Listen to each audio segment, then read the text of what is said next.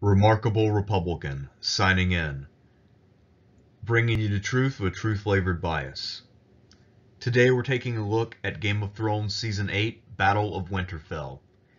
This is arguably the most important event in the entire Game of Thrones universe, even though technically it is something of a side quest from the actual Game of Thrones, which was decided later at King's Landing. However, this battle has been the subject of some controversy, as many internet critics who think that they understand medieval realism have tried to critique the way that the battle was fought, or have critiqued the way that the story was told in this battle. What I'll prove in this video is that the critics have absolutely no idea what they're talking about, and this battle was actually performed brilliantly, and everything in the battle makes complete sense, and this is the perfect blend of medieval realism with fantasy with storytelling. So let us begin, and first I'll begin by admitting that there are a couple of very minor faults. Most of the supposed flaws with the Battle of Winterfell are not flaws with what Dan and Dave did as showrunners, but rather flaws in the understanding of warfare by the supposed expert critics like the EFAP boys. What really sets me off is that these morons are not bothered by the mix of medieval combat with dragons and zombies, but rather with details that they claim to understand and don't. We'll go through a lot of their fallacies throughout the course of this video, but suffice to say for now that some people are going to get embarrassed. The way that the battle is shot, this is a real flaw in the way this is portrayed, doesn't give us a solid understanding of the real size of the battlefield, especially the distance between the indoor, outdoor, and tree areas. All three areas saw combat, and clearly they're not super close together since Winterfell is a big castle, but without enough establishing shots of the precise distances, it's hard to tell exactly how far-flung these battles are. One of the critiques I heard from the EFAP guys was that Jorah could not have closed the distance to where Daenerys was at one point in the battle, but we don't really know what the distance was, so I actually can't refute that objection that they made. The only real cinematic flaw in terms of planning out a series as a whole is that the Battle of Winterfell was more epic than the Battle of King's Landing. Now, the Battle of King's Landing was almost completely in line with medieval realism, so it deserves a lot of credit, but the Battle of Winterfell was epic on a level not seen since Lord of the Rings, and because this was made in 2019, and with all of the lessons of previous epic battles, the Battle of Winterfell, I think, is without a doubt the most epic battle ever recorded on cinema or on the silver screen, and that is not even debatable. To start with the first objection that EFAP made, they, and I will refer to them by Rag's name because I accidentally referred to Rags as a Fury rather than a furry in my last video. I'm not sure how big the difference actually is, but I have heard him make comments as if he were somehow knowledgeable about military affairs, even though his primary activities are making videos on the internet and dressing up like a dog. But we'll refer to him as Field Marshal Rags out of respect for the military authority that he feels that he deserves.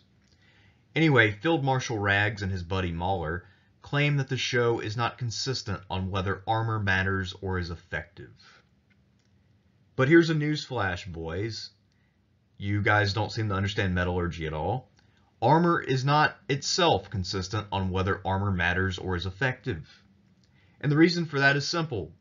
Kill shots are still possible even with armor if you hit at the right angle and with enough thrust. And in terms of angling these kill shots, the thing is, when you wear armor, you're slower, so you're a little more liable to them. Narratively speaking, it's not that Game of Thrones is inaccurate or is ignoring armor.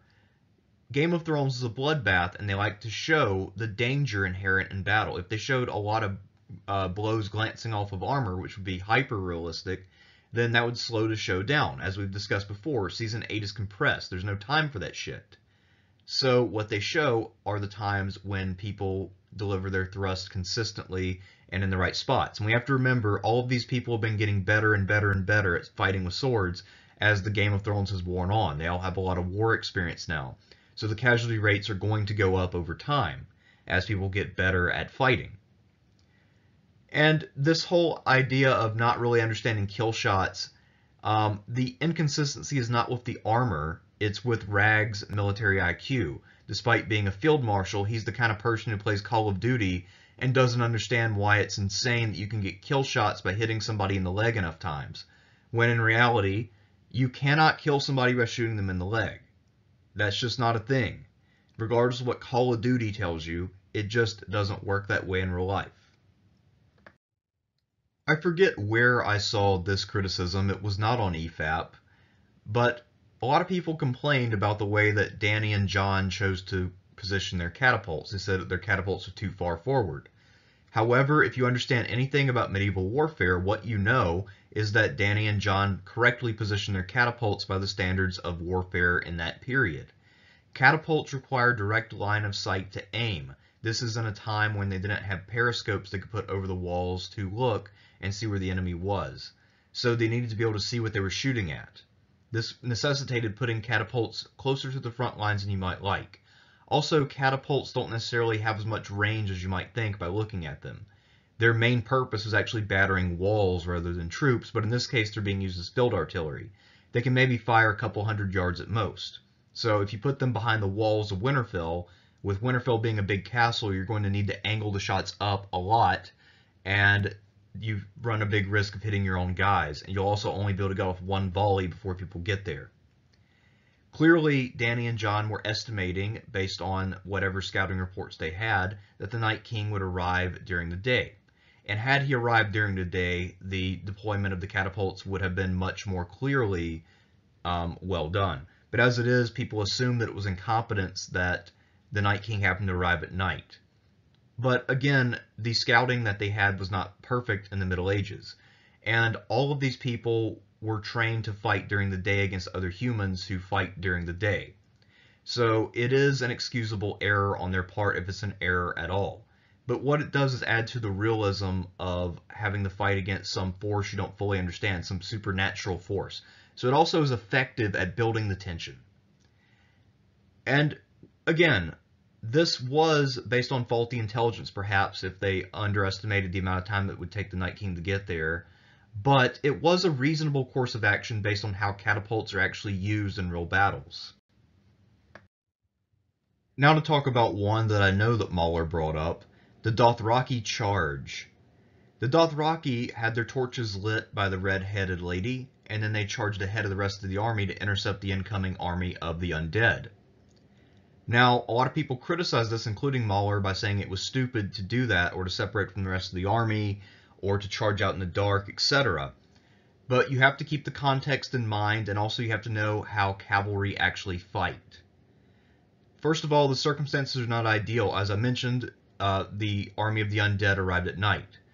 So they had to adapt their tactics accordingly. They lit the torches. That was their way of enabling this attack. This is still the correct move, though, because if you understand how cavalry fight, you understand that they're most effective on the move and with spacing. They have to have momentum, and they also need mobility, because you have to build up the momentum in the tip of your spear from your horse running when you hit something to get the kill shot. And the idea is that they would hit with enough shock force that even though they're running into a wall of dudes who are lined up deep, you'd be able to knock them back with the hit of your spear and then right away, and just harry them over and over with repeated attacks. And by the way, even though a few Dothraki came back and the implication for many people seems to have been that they must have been wiped out, the truth is that we don't really know if that happened or if a lot of the Dothraki broke off and then kept swirling around and hitting them in the back. The part of the battlefield they were on would have been encrusted in darkness, so we don't really know. And there were no reason to show the Dothraki again, narratively speaking, because none of the Dothraki are actual characters at this point in the show, which is a little unfortunate, but I guess sacrifices have to be made. The Dothraki, furthermore, have no armor to slug it out while they're stationary, and they are not experts at infantry combat. In this way, and with the other stuff I've said before, I'm comparing the Dothraki to the samurai. The samurai were really good on horseback when they were using their spears and bows, but if they had to dismount and fight on foot, they were pretty much hopeless. they often got killed by peasant ninjas when they tried to fight on foot because the ninjas were faster. And to circle back to what I said earlier about armor, the ninjas would get kill shots at their exposed armor. So it's kind of like how Braun killed that one guy early in the show who had a bunch of armor on. That's a ninja fighting a samurai, effectively. As the blood heirs of the dragon, Danny and Jon understood implicitly how to use close air support and air power. Dragons were best used for close air support of the ground troops. However, Danny and Jon knew that they had a 2-to-1 advantage in dragons, and that they would also need to look out for the dragon led by the Night King who would try to attack them. So what they did was very clever. They balanced out providing close air support with fighter patrol. People have poorly criticized them for not being focused enough on burning troops alive, but again, they had to keep their rear open, so what they did was circle around the castle. That way they were not committing too much to any attack, and they wouldn't leave their butts exposed to an attack from above, which is another common fighter tactic that is used in real life and has been since World War I when airplanes were invented. So they would circle around the battlefield, never commit too much to a ground attack, and then when the other dragon appeared, the plan was to double up. They knew the dragon would go after them. They split up to ensure that it would appear, trying to get a quick victory. They would deny it the quick victory, double team it, take it out. It's actually a very clever plan, and then they'd get back to close air support, which is, the main thing they need to be doing to help their friends. The top priority for them personally was to take down the dragon, and hopefully the Night King would be on that dragon. They could take him out too. So what they were doing was very much in line with the tactics of the U.S. Navy right now. When the Navy sends in aircraft to support the Army, they usually send in the F-15 Tomcat, the fighter from Top Gun, and it either shoots down enemy planes or it blows stuff up on the ground to enable advances. One preparation made by Danny and Jon that none of the so-called military expert reviewers have understood is the diversion created by Bran over by the tree with Theon. The thing about Bran is that his presence there was designed to draw out the Night King, distract him, and also make him divide his forces. Bran, of course, had no combat value as a cripple, but due to his psychic connection, he could serve as bait and do so well. By setting up Bran with Theon and a few others, the Night King was then encouraged to weaken and divide his forces, which would make it easier for Danny and Jon's other troops. Now, Bran was keeping everything close to the vest. He probably knew the future already, but because of his nonchalant attitude, I imagine that Danny and Jon thought it was possible that Bran might actually have the ability to kill the Night King in some way that he wasn't sharing. And since he was more than willing to serve as bait, they figured, hey, let's let him do this. It's not like he has that much of a purpose anyway if we're keeping it 100, outside of his ability to be creepy. So they did that, and this turned out to be decisive. This was the decisive move of the battle, but not quite for the reasons that Danny and Jon thought it would be, although it was still due to their preparations as commanders that it was enabled. The biggest disadvantage that Danny and Jon had from a tactical standpoint is that the Night King could control all of his undead men from his mind, but they had to actually issue orders because they're just mortals. So one way to combat that is to make sure that you appoint unit and flank commanders. In other battles in Game of Thrones, this is not done, but in a lot of real medieval battles, the good armies would do this, whereas the losing armies didn't. And that is to use subordinate officers who can think for themselves and make decisions at a local level.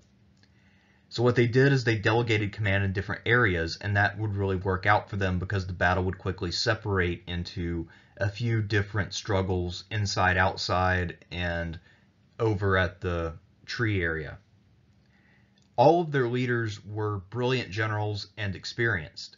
Jaime Lannister was probably their worst general there, and he was still pretty good. I mean, if we look at the show's history, he clearly wins more battles than he loses, and he's also good with a sword and good at inspiring men and all of that stuff. And if he's the worst guy you got, then your army is pretty cool. So we got him. We have pretty much every good general. Actually, if anything, there were more generals there who were endorsing Danny and John's plan and helped them form it than there are generals advising President Trump, and he has the support of all the generals. So that tells you everything you need to know right there. What this did was to establish a clear chain of command, and this meant that there was always someone in charge. And because the talent pool was so deep and there were so many people like Brienne of Tarth there, even if some of the appointed commanders go down, and some of them did, like Jorah, there was always someone who was perfectly capable of taking their place and doing just as well. So this was a great decision and a great preparation, and it is completely and totally realistic, and it also gives a lot of credence and reinforcement to how good all of these people are as warriors and commanders. One thing that people don't seem to understand is that in the Middle Ages, when there was an attack by a foreign power, especially a Muslim power, because Muslims were really known for doing a lot of rape, it was customary to hide women and children somewhere to prevent rape. So this is the same here. They hide all of the women and children and other people who are non-combatants in the crypt because they don't want them to get raped and murdered by the undead. So that is the reason. Now, as for why they put some of the men in the crypt, even though they had proven ability to fight, we're talking about Samwell, Tyrion, and a few others. The thing is, these guys are more valuable as intellectuals than as warriors. That's why they're not being utilized. And while someone like Sansa is perfectly able-bodied and could probably fight, she is more useful as a political leader, the Queen of the North. So they also need some experienced people there to keep order among the people who have no experience, so that's what Tyrion and Sansa do. And the other reason to keep Tyrion in reserve, even though he is a proven commander, is what if there was a large number of deaths among the commanders, but a lot of the soldiers survive, so you still have some Unsullied running around or whatnot, but Grey Worm's not there. Well, you could always have Tyrion leave the crypt. When he hears about that, he could take command and keep the fight going, maybe try to retreat from Winterfell with the survivors and the civilians. So this was a good preparation on the part of Jon and Dany, and it actually makes complete sense. This is exactly what a real medieval commander, at least a smart one, would have done. So like Richard the Lionheart, had he been there, this is what he would have done. While this deviates from my normal account of medieval realism, I do have to point out that if we're going to get deep into nerd culture, there are zombies in this, and they have to follow zombie rules. The Night King's undead horde just piles up and presses forward regardless of risk. That kind of pile-up thing that looks like a car wreck is exactly how zombies would behave. Just think about the logic of how zombies operate in every other known form of fiction, from Resident Evil to The Walking Dead. They are afraid of fire and they have to be decapitated to die. Well, they follow that very consistently. That's why it is such a hard-fought, brutal battle. However, because these guys are undead, their greatly reduced combat IQ and hand-eye coordination contributes to unrealistic rates of survival among the combatants on the human side. So the people who are saying the rates are unrealistic, that there are too many men left over to fight for King's Landing, these people, as I'll argue later, know absolutely nothing about warfare. Not only that, though, but they don't know anything about zombies apparently either. Because zombies, while the zombies in this one are fast, they're still dumb, and they're also not very well coordinated. And they're fighting against very skillful fighters. So when you're fighting against someone like even Jorah, who dies in the battle, you got to remember this is someone with decades of experience. He's been born a warrior. He's fought his whole life. And all of these things are second nature to him. He's got instincts that are better than most people's conscious thinking on fighting. So we also see the consequences of the combination of endless aggression and low IQ wandering in the library with Arya. And the reason why the zombies are just kind of stumbling around looking for stuff is because they don't really know what to do. The Night King's distracted, as I mentioned earlier, and this just shows that when he's distracted that they're not all focused because they don't really have enough brain power to think for themselves. So that actually makes a lot of sense when you understand everything as a whole. Mauler and Field Marshal Rags didn't understand how the battle became so diffuse and how there was fighting simultaneously inside and outside of the castle. It's because they have absolutely no idea how warfare works, because everything that they know about war comes from Call of Duty. I will tell you how it works when battles get really up close and personal, especially when you have a horde charging into a group of well-trained men. What the men will do is try to form in the clusters and create space where they can assist each other in cutting down the attackers. Basically, how battle actually works is, interestingly enough, almost exactly like Dynasty Warriors games. The only difference between Dynasty Warriors and real medieval combat is that no one will be quite as good as the person the player controls. That being said, a really skilled warrior in his physical prime who knows how to deliver all the kill shots, if he's uninjured and everything else, that person could easily kill 75 to 100 combatants in a single battle. It would take a long time. One of the flaws with Dynasty Warriors, one of the flaws in the way that they do medieval realism, is that they make the battles too short. Real medieval battles would last for several hours. So there were always lulls in the fighting and things like that. And as we'll talk about a little later, these lulls in the fighting are actually super realistic, because while these battles took hours to resolve, the human body can't fight for hours nonstop. So you have to take little breaks here and there to get water or to go to the back while somebody else fights. That's part of why Arya was wandering around. It actually all makes sense when you understand how battles are actually fought. So anyway, these clusters are the way that battles really break down, and it's completely consistent with both medieval realism and with zombie behavior. And I think, very importantly for Dan and Dave, the reason why they decided to retain this realistic thing is because it's also ideal for physical storytelling. This allows people to cluster together with the people they care the most about and have moments, exchange a little dialogue. It also allows people to show off their individual skills and also their ability to coordinate and cooperate. And also showing all these things going on at once gives you a timeline, a sense of progress. And you see that there's a lot going on at once, that this is a major battle. It adds to the epicness while also making it intimate and character driven. So the decision to do it this way was fucking genius. And anyone who tells you otherwise either doesn't understand medieval realism, has never watched a zombie movie, or has absolutely no idea how to tell a story. One thing I really admire about the way that this battle transgressed is that the unit structure in Battle Diffusion created pairings of characters who had a history together, had fought together before, and had a lot of chemistry.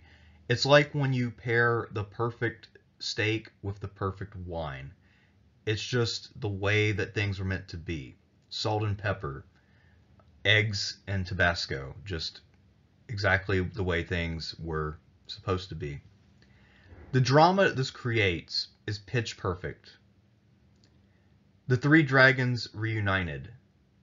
So the Battle of the Dragons takes place. I won't spoil it for you, but you can probably guess how it went.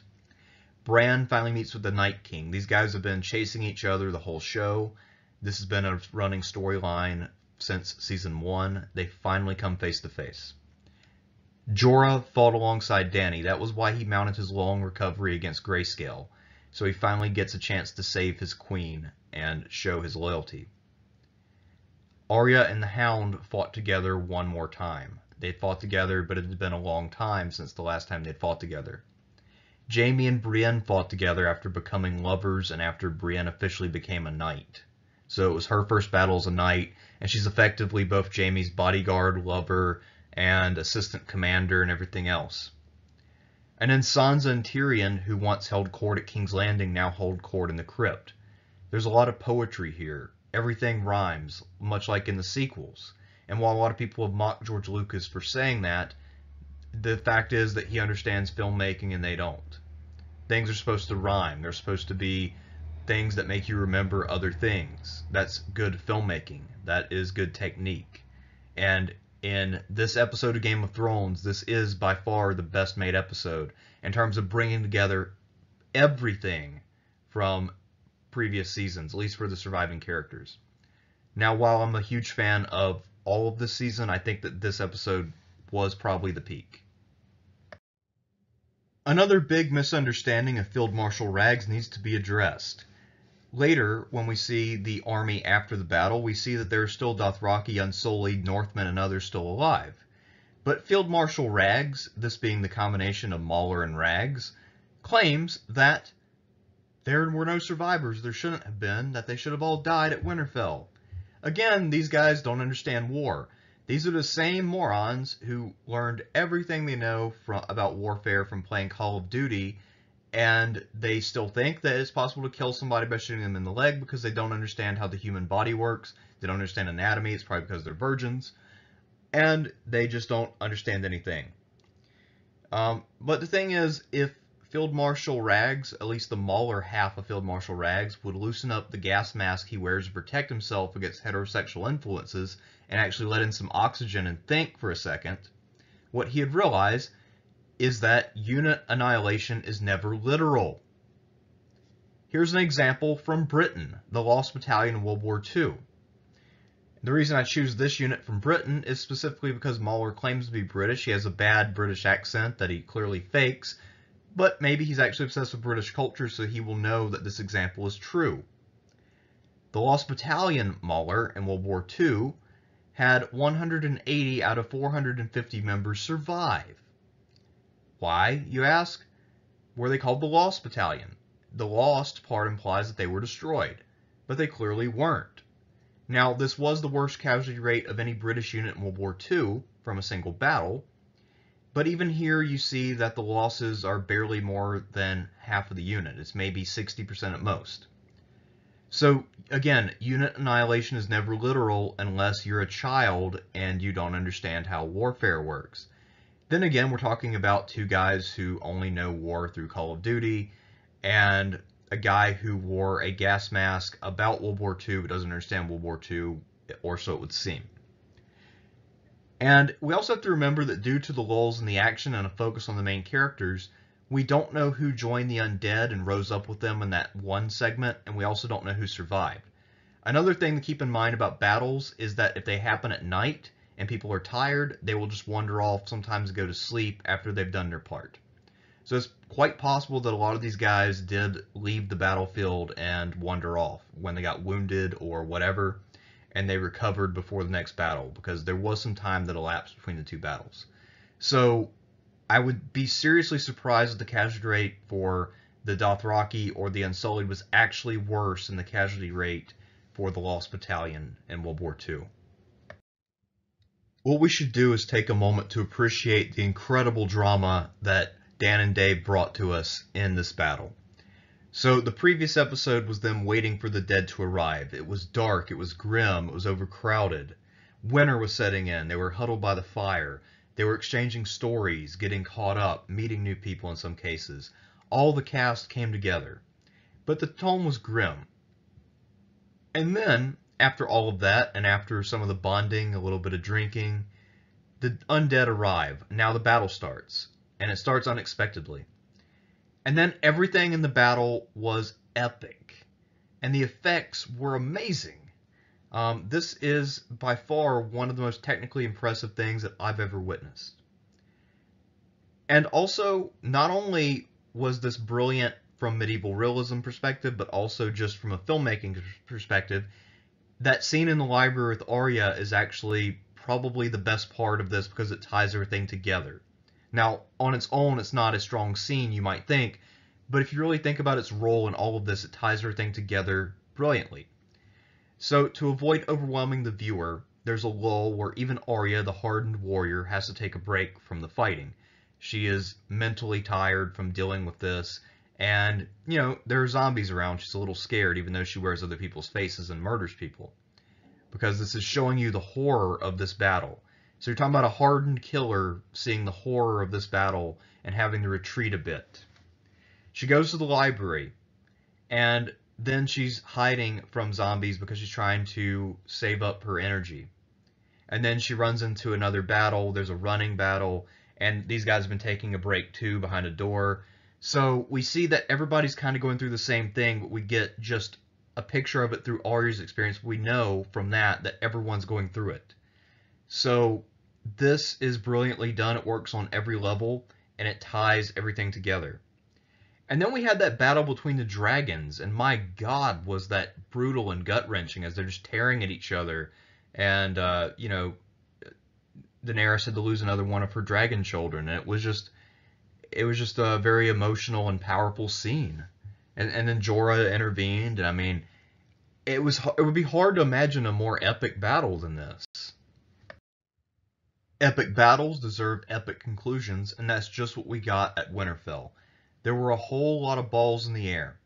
The undead were on the verge of victory, yet the human side was able to win in a way that makes perfect sense within the rules of the universe from a storytelling perspective, and it sets us up to go forward. Well, how does that work? Let's find out. I will spell it out since way too many people on the internet are too stupid to figure it out. First of all, one of the key events of the battle that gets overlooked, and people just shit on Theon for this, but they shouldn't.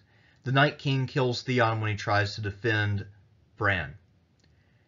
And what this is not only Theon's redemption, which I'll talk about in a future video, but also it's a symbol for the limits of human courage. Because the humans have been fighting courageously the whole time, and no one is braver than Theon, who signed up for this duty, which he knew might result in his death. So that shows you that conventional means and just the human heart won't be enough to succeed. And in this way, it actually makes this battle more epic than anything in Lord of the Rings. Because in Lord of the Rings, what defeated Sauron was the courage of Frodo. But here we'll need more than courage. When he resurrects the undead and the fallen humans, the Night King represents the inevitability of death and the natural decline of what man builds. States, empires, everything like that. So the Night King is not only just a formidable opponent, he is some force of nature, and he's even greater than anyone realized until that moment. He has powers that they cannot comprehend. So what they're doing is fighting a losing but brave battle. So how does this come to an end? Well, there are two characters who are characters of destiny in a much different way than all the other characters in the show. They had side stories which were at times a little confusing, but ultimately proved to be completely important and also just vital to the destiny of the Seven Kingdoms. Bran and Arya, brother and sister pair. What they do to kill the Night King fulfills their purpose in the show, and it also shows that in order to break the cycle of death, something that is inevitable, you have to do something magical. You can't operate within the rules of the universe. And because they break the rules of the universe to end this challenge, what they establish is that the Night King was actually the most formidable villain that has ever been created. They reinforce the rules by breaking them, if that makes sense. This is a brilliant move on the part of Dan and Dave, and it further establishes exactly how important Bran and Arya are. So if you re-examine all the things they did in the past, everything makes way more sense now. The Night King also, his only flaw was underestimating these two, even though he did know they were dangerous. It works really well, and I like that Arya killed him suddenly, because otherwise if she had had a protracted battle with him, she would have definitely lost.